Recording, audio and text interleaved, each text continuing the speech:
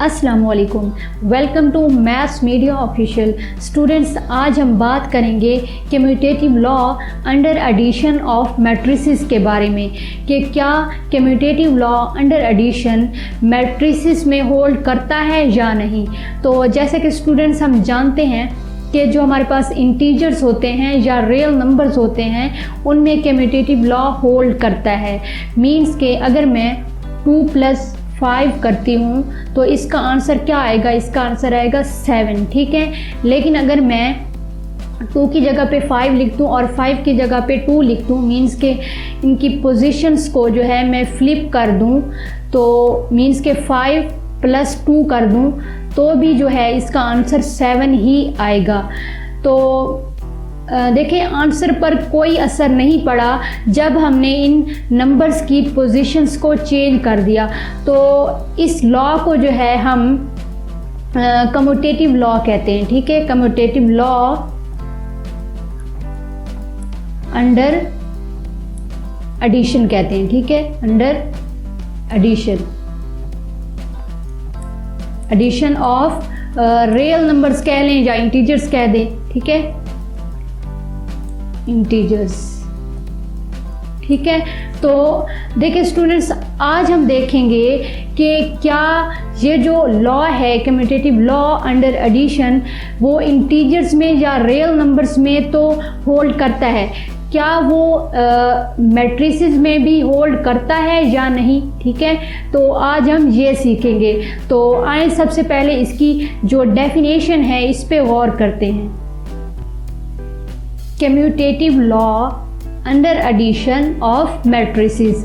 तो स्टूडेंट्स, सबसे पहले हम इसकी डेफिनेशन को पढ़ते हैं और बाद में इसे अच्छी तरह से समझेंगे। तो let A and B B 2 matrices of the same order, ठीक है। Then a + b = b + a is called the commutative law under addition, ठीक है। तो देखिए स्टूडेंट्स, सबसे पहले वो ये कहना चाह रहा है कि अगर हमारे पास 2 मैट्रिसेस हों a and b, 2 matrices of the same order, ठीक है, सेम ऑर्डर के 2 मैट्रिसेस होने चाहिए। देखिए स्टूडेंट्स, सेम ऑर्डर के क्यों होने चाहिए? जाहिर है अगर सेम ऑर्डर के होंगे तभी हम उनको ऐड कर पाएंगे, ठीक है। तभी हम आगे चलेंगे और बता पाएंगे कि क्या a + b इक्वल होता है b + a के, ठीक है। तो सेम ऑर्डर के होने चाहिए। अगर सेम ऑर्डर के नहीं होंगे तब हम उनको ऐड भी नहीं कर पाएंगे, ठीक है। और ये भी नहीं बता पाएंगे कि क्या इनमें इक्वलिटी जो है होल्ड करती है या नहीं। तो सबसे पहले तो वो सेम ऑर्डर के होने चाहिए।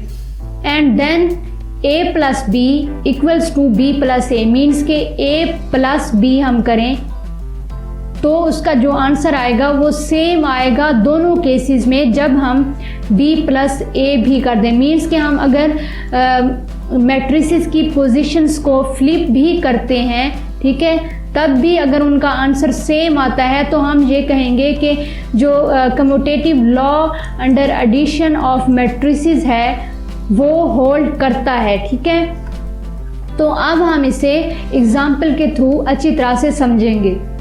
तो स्टूडेंट्स, सबसे पहले हम ये जो स्टेटमेंट है commutative law under addition of matrices की वो यहाँ पर लिख लेते हैं, जो कि हमने प्रूव करनी है। a + b = b + a, ठीक है। तो अब हम क्या करेंगे, अब हम 2 मैट्रिसेस ले लेंगे और उनके थ्रू हम ये प्रूव करेंगे कि क्या a + b का आंसर जो है वो क्या इक्वल आता है b + a के, ठीक है। तो अब हम सबसे पहले वो 2 मैट्रिसेस ले लेते हैं, ठीक है। तो देखिए स्टूडेंट्स, यहाँ पर मैंने 2 मैट्रिसेस ले लिए हैं a एंड b, ठीक है। तो अब हम इस इक्वलिटी को जो है वो प्रूव करेंगे, ठीक है। तो फर्स्ट ऑफ ऑल देखें, फर्स्ट ऑफ ऑल हम इसकी जो है लेफ्ट हैंड साइड ले लेते हैं जो कि है a + b, ठीक है। लेफ्ट हैंड साइड जो है वो है a + b, ठीक है। तो हमने क्या करना है कि सबसे पहले ए की वैल्यूज़ जो हैं वो लिख लेनी है एंड देन प्लस का साइन एंड बी की वैल्यूज़ को लिख लेना है।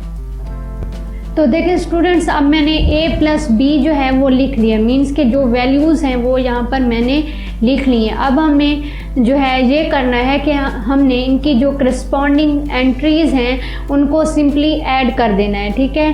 तो कुछ इस तरह से होगा कि 2 + 3 इज़ 5, 3 - 2 इज़ 1, 0 + 5 इज़ 5।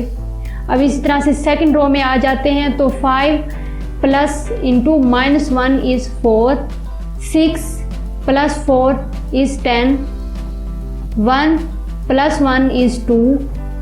एंड इसी तरह से हम थर्ड रो में आ जाते हैं तो 2 + 4 इज़ 6, 1 + 2 इज़ 3, 3 + (-4) तो ये आ जाएगा -1, ठीक है। तो ये आ गया हमारे पास a प्लस बी का आंसर, जो कि इस स्टेटमेंट की लेफ्ट हैंड साइड है। अब हम क्या करेंगे, अब हम जो है इसी स्टेटमेंट की, यानी कि इस स्टेटमेंट की स्टेटमेंट 1 का नाम दे देते हैं हम इसे। तो इस स्टेटमेंट 1 की जो है राइट हैंड साइड को लेंगे। तो राइट हैंड साइड हमारे पास क्या है, वो है हमारे पास b + a। तो हम ले लेते हैं राइट हैंड साइड जो कि है b + a, ठीक है। तो अब स्टूडेंट्स हम b की वैल्यूज़ लिखकर फिर प्लस का साइन लिखेंगे एंड देन a की वैल्यूज़ को लिखेंगे, ठीक है। तो देखिए स्टूडेंट्स, मैंने यहाँ पर b + a जो है वो लिख लिया है। अब हम क्या करेंगे, अब हम जो है इन दोनों को सिंपली ऐड कर देंगे। और ऐड हम जैसे पहले करते आ रहे हैं मैट्रिसेस को, मीन्स के इनकी जो करस्पॉन्डिंग एंट्रीज़ हैं उनको ऐड कर देंगे, जो कि हमारे पास कुछ इस तरह से आंसर आएगा कि 3 + 2 इज़ 5, ठीक है। -2 + 3 इज़ 1, 5 + 0 इज़ 5। इसी तरह से -1 + 5 इज़ 4, 4 + 6 इज़ 10। इसी तरह से 1 + 1 is 2, 4 + 2 is 6, 2 + 1 is 3, -4 and 3 is -1। तो देखिए स्टूडेंट्स, ये है हमारे पास b + a का आंसर, ठीक है। तो अब हम अगर गौर करें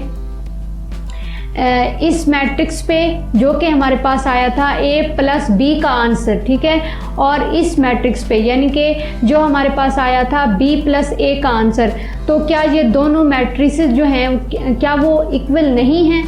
इक्वल है ना, कि इनकी जो ऑर्डर्स हैं वो भी सेम है एंड जो इनकी करस्पॉन्डिंग एंट्रीज़ हैं वो भी सेम है। मीन्स के हमारे पास आ गया a + b and b + a का सेम आंसर, ठीक है। तो अब हम क्या कह सकते हैं, हम ये कह सकते हैं ये जो इक्वलिटी थी हमारी a + b = b + a, यानी कि इक्वलिटी नंबर 1 जो है वो प्रूव हो चुकी है, ठीक है। तो हम यहाँ पर लिख लेंगे कि hence prove that, ठीक है, hence क्या चीज़ a + b = b + a, ठीक है। मीन्स के ये हमारी इक्वलिटी जो है प्रूव हो चुकी है। इन अदर वर्ड्स के जो commutative law under addition of matrices है वो होल्ड करता है, ठीक है। मीन्स के अगर हम मैट्रिसेस को ऐड करते हुए उनकी पोजीशंस को फ्लिप भी कर दें तभी भी आंसर में कोई फ़र्क नहीं आएगा। मीन्स अगर हम a लिख दें पहले और बाद में b लिख लें, या फिर b लिख लें पहले और a बाद में लिख लें और उनको ऐड करें, तब भी जो है आंसर इक्वल ही आएगा, ठीक है। तो आई होप आज की वीडियो आपको अच्छी लगी होगी, और अगर अच्छी लगी है तो प्लीज़ लाइक कर दें, शेयर कर दें अपने फ्रेंड्स एंड क्लास फेलोज़ के साथ, ताकि वो भी इससे फ़ायदा उठा सकें। Thank you so much.